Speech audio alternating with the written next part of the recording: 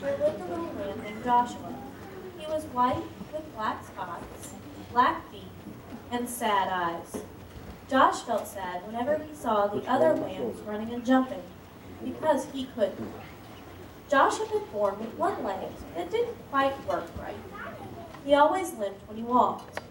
When he watched the other lambs run and play, Josh felt sad and alone, except when Abigail was around. Abigail was Josh's best friend.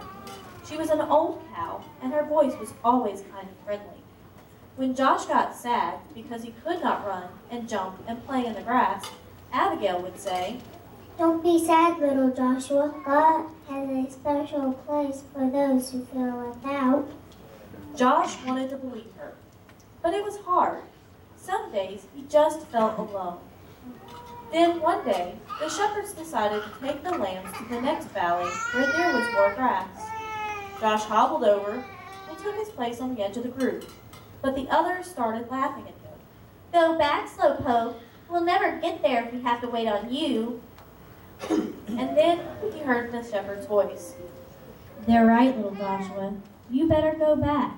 This trip is too long for you. Go and spend the night in the stable." Joshua turned slowly. Never had Joshua felt so left out.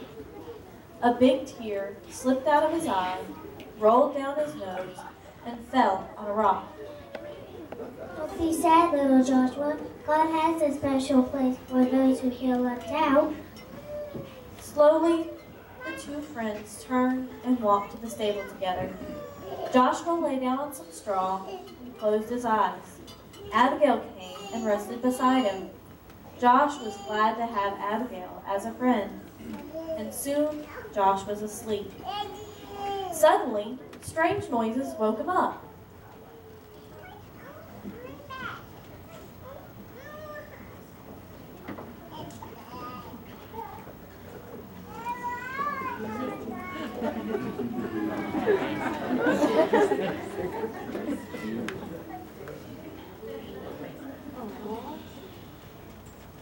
Abigail, wake up. I'm scared. Somebody is in here. Josh and Abigail were surprised to see the baby lying on the fresh hay in the feed box. The baby's mother was resting on a big pile of hay beside the baby. Josh limped across the stable. He stopped next to the mother and looked into the baby's face. The baby was crying. He was cold. Josh looked around for something to keep the baby warm. Then Josh remembered his own soft, warm wool. Timidly, he walked over and curled up very close to the baby. "Thank you, little lamb," the baby's mother said softly. About that time, a man entered the stable carrying some rags to cover the baby up.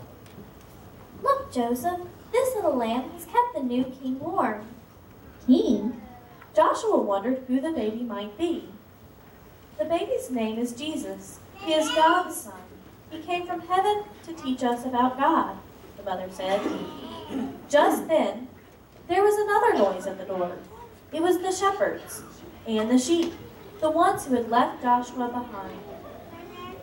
"We saw bright lights and heard the angel." And then they saw Joshua next to the baby. "Joshua, do you know who this baby is?" Somehow, Joshua knew that this was a special child, and that this was a special moment. He also understood why he had been born with a crippled leg. Had he been like the other sheep, he would have been away in the valley. But since he was different, he was in the stable, among the very first to welcome Jesus into the world. Joshua turned and walked back to Abigail and took his place beside his friend. You were right. God does have a special place for me.